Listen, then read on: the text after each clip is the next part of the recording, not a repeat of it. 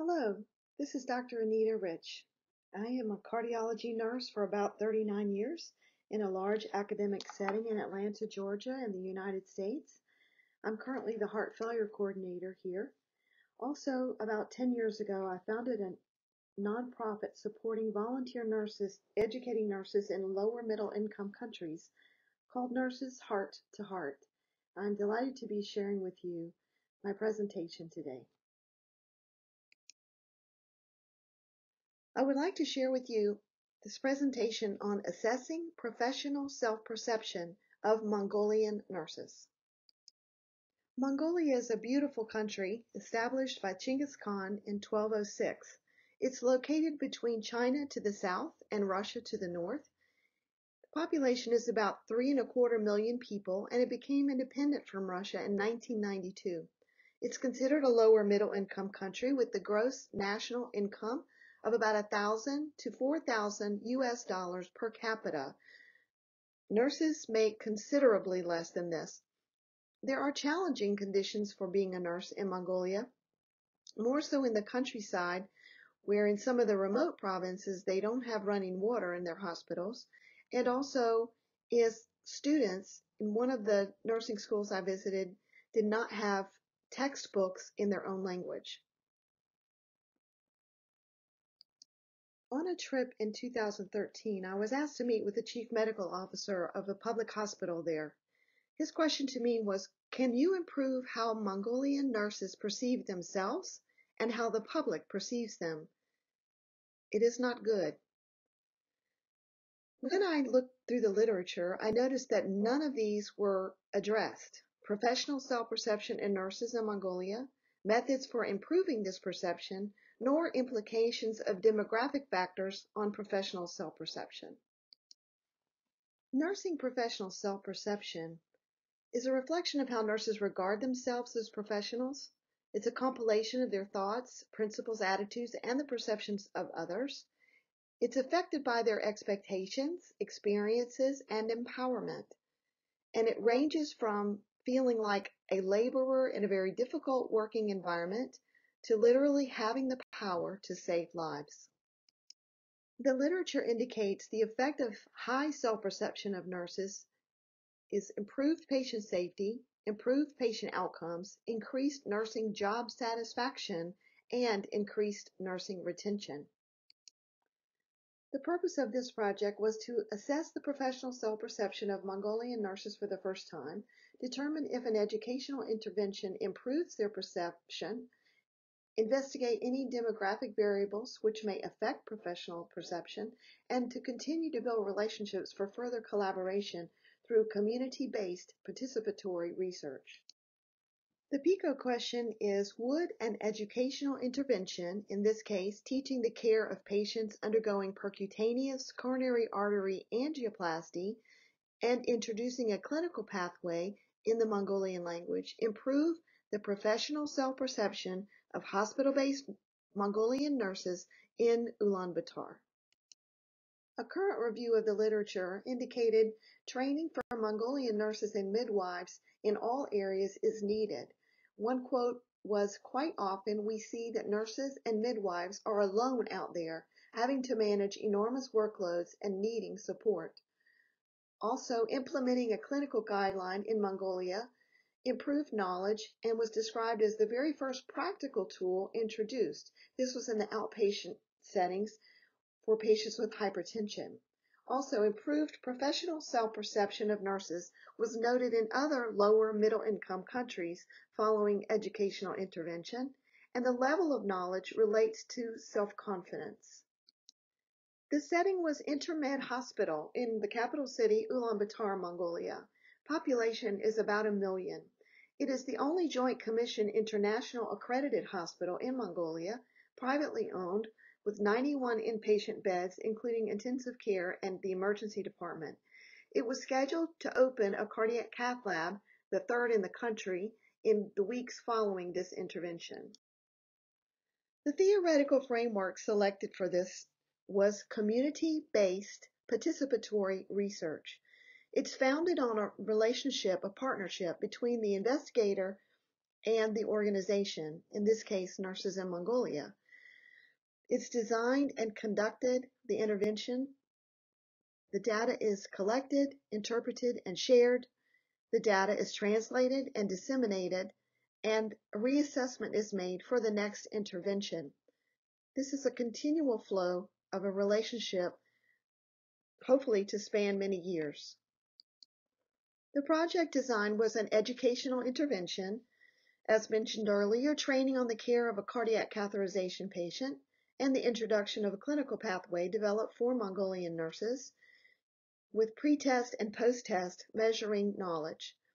Data was collected as a longitudinal panel study with 4 waves of data: pre-intervention, post-intervention, 3-month post, and 6-month post. Analysis was done using correlation, descriptive statistics, paired sample and independent sample t-tests, and as well as analysis of variance. Data collected was demographic information, data from the Nursing Professional Value Scale 3, and pre and post training tests, as well as follow-up questions at 3 months and 6 months.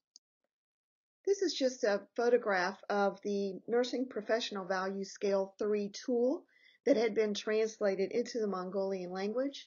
You can see that it is a Likert scale tool to evaluate professional self-perception. Follow-up questions that were asked at 3 months and 6 months were as follows. Do you think additional education will improve how you see yourself as a professional nurse? This is a direct answer to the PICO question and comparison with the NPVS3 results. Also, since this class, have you had the opportunity to care for this type of patient? Was this information you learned in class helpful? Have you shared this information with other nurses unable to attend the class, and if so, how many? Do you think this class will help you be a better nurse? And what subjects would you like further education on? Indicated below are characteristics of the sample. 92% were female, 56% were in their 20s, 60% were married, 76% had a nurse in the family, and 61% had bachelor training in nursing in Mongolia. Further sample characteristics indicated that 43% had been a nurse for 5 years or less, and 25% had been a nurse between 6 and 10 years. Only 66% had selected nursing as their first career choice. 51% were members of the Mongolian Professional Nursing Organization, and 82% served in the role of a staff nurse. In response to the question, why did they select nursing, there were positive motivations overall were 61%. One nurse said, I wanted to be a nurse because nurses take care of patients from their heart. About 18% went into nursing for negative motivations. One said, actually more than one said, I did not pass the test for medical school entrance, so I will be a nurse and then try again. I thought it interesting that there was a negative motivation that became positive. My primary choice was to become a doctor. I did not have a high enough score to enter, but I fell in love with this profession. As to the motivation of becoming a nurse, the majority, 61%, responded as a positive motivation. It's important. It's an important profession. It's desired. It's caring for others, and they're very passionate about it. There were about 18% of the respondents had a negative motivation to become a nurse, and 90% of those with negative motivations were because they did not score high enough to be entered into the medical school, so they became a nurse. One respondent said that his or her family member pressured them into being a nurse. Here is the information as it relates to the Nursing Professional Value Scale 3 results. Across the top, you can see the total mean score was 113, and then going across, it was divided between caring, activism, and professionalism. Initially, there were evaluations and post. These were paired for data collection. However, at the 3-month and 6-month, that data is aggregate data. These results indicated how do Mongolian nurses perceive themselves as professional nurses. Mongolian nurses have a high professional self-perception.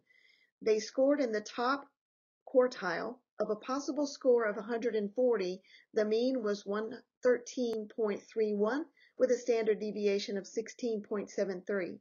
Did any of the demographic variables affect the Mongolian nurses' professional self-perception?